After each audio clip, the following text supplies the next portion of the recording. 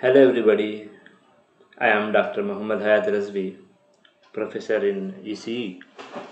I welcome you all to this radar systems tutorial.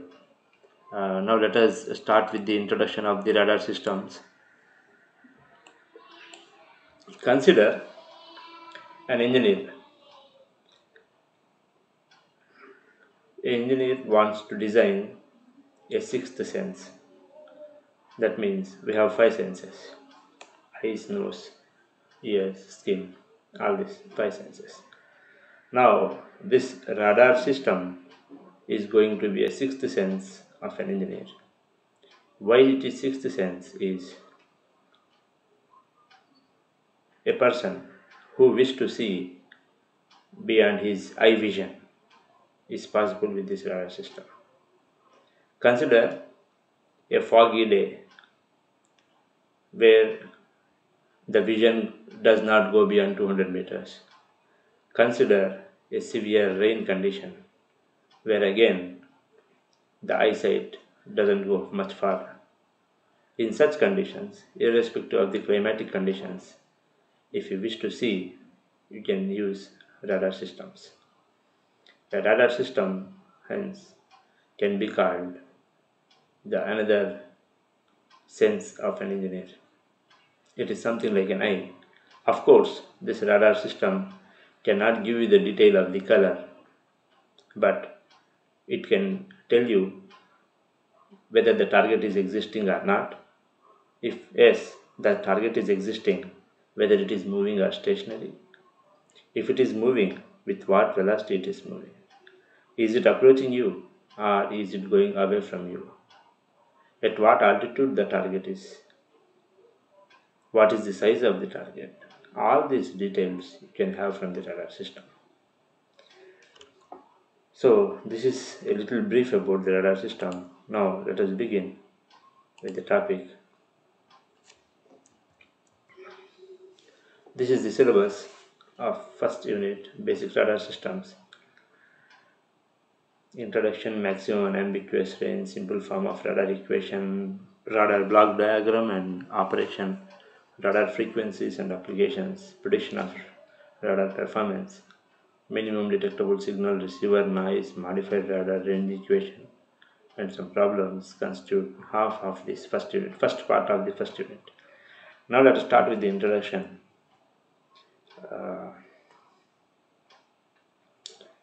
Radar stands for radio detection and ranging. Radio is used, the word radio is used to represent a wireless communication. You know all about detection. If the target is available, then it can detect and tell you the presence of the target. If the target is not there, it will tell you there is no target. That is radar detection. Ranging is something like measuring the distance of the target from the radar station.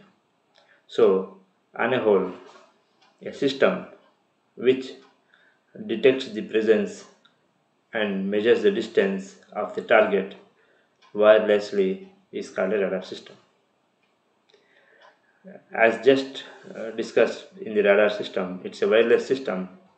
The wireless systems normally use electromagnetic signals for the communication. Similarly, this radar is an electromagnetic system for the detection and location of the objects. The simple principle of radar is it transmits an amplitude modulated sine wave or simply pulse modulated sine wave into the atmosphere in a particular direction. That electromagnetic signal, which behaves similarly as light wave, will go hit the target and comes back in the form of echo. That echo will be collected by the receiving antenna. That received signal will be processed to estimate the time that it takes to go to the target, hit it and come back.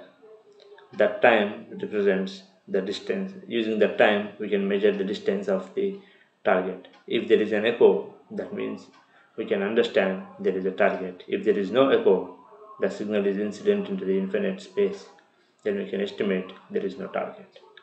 So that is the basic principle of the radar systems.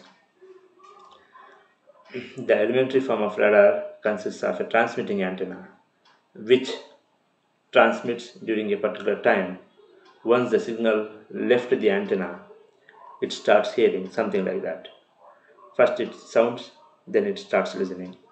Once the signal left the transmitting antenna for a very little duration, the antenna acts as a transmitting antenna. The rest of the duration, that means almost 90% of the time period, it waits for the echo to come back. So radar transmit the same antenna. A single antenna is enough for a pulse modulated radar system. It's simply the pulse radar. Pulse radar have only one antenna which serves you in both the ways as transmitting antenna as well as the receiving antenna. This is the basic principle of radar, where you can find an antenna connected with transmitter and the receiver. Once the transmitter transmits a pulse modulated sine wave into the space, which will go hit the target and comes back. The difference between the incident energy and the reflected energy is the incident energy is very stronger, very large in amplitude, whereas the reflected energy or the echo is very weak. This is because the transmitter, as a simple example, if you turn on a bulb, it emits light in all the directions. Out of all the directions, if you are standing in a corner of a room, very little part of the incident light will be falling on you and it will be reflected back to the observer. Out of all the energy that you are reflecting back, you will reflect in all the directions. Only a little part of the reflected energy will be reaching the observer.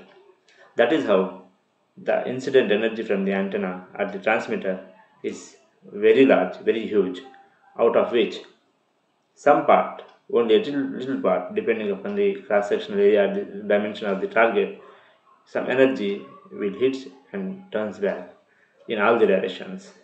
The energy which is reflected back in the direction of the receiving antenna will only be received power. That is the reason why there is no relation between the energy amount of transmitted energy and the received energy.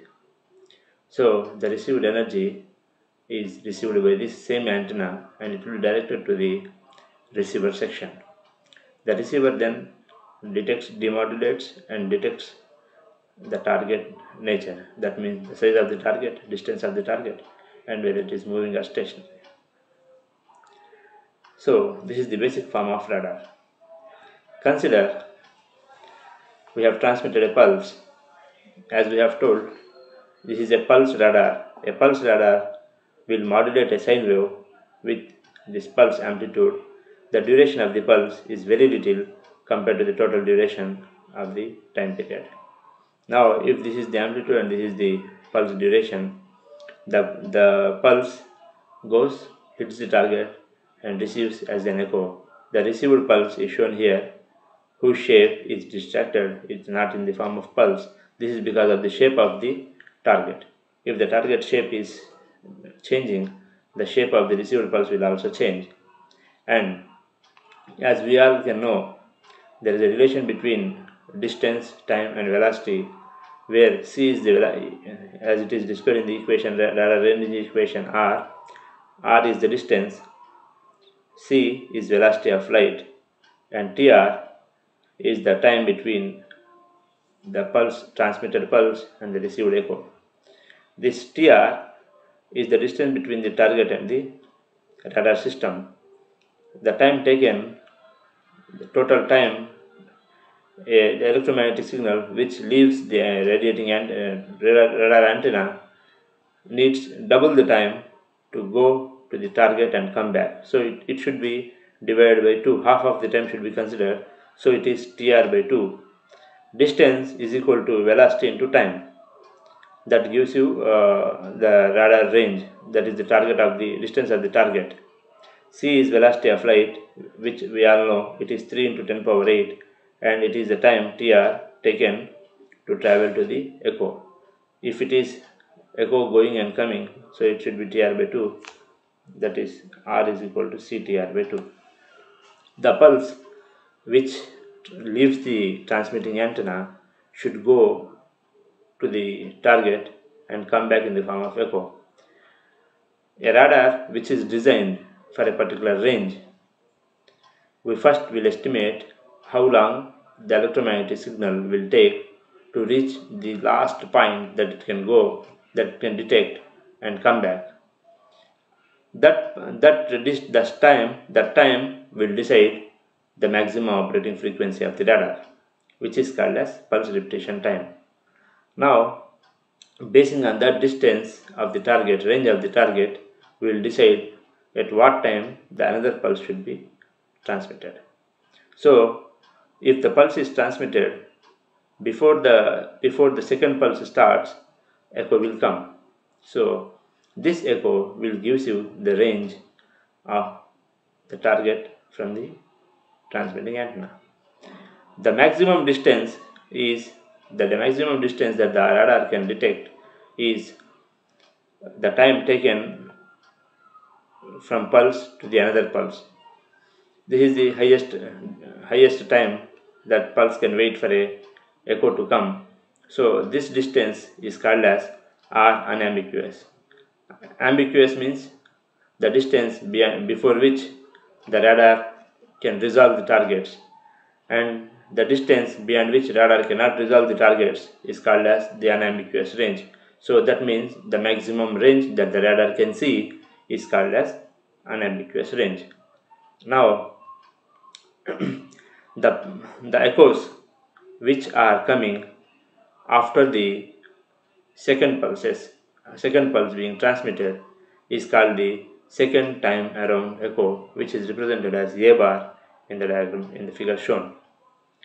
The first pulse is treated as, the first echo is treated as A and the second echo is treated as B, where A bar is the second time around echo and A double bar in the third cycle after the transmission of third pulse is called as multiple time around echo, and B in the third wave, B has become the second time around echo and C is the right echo.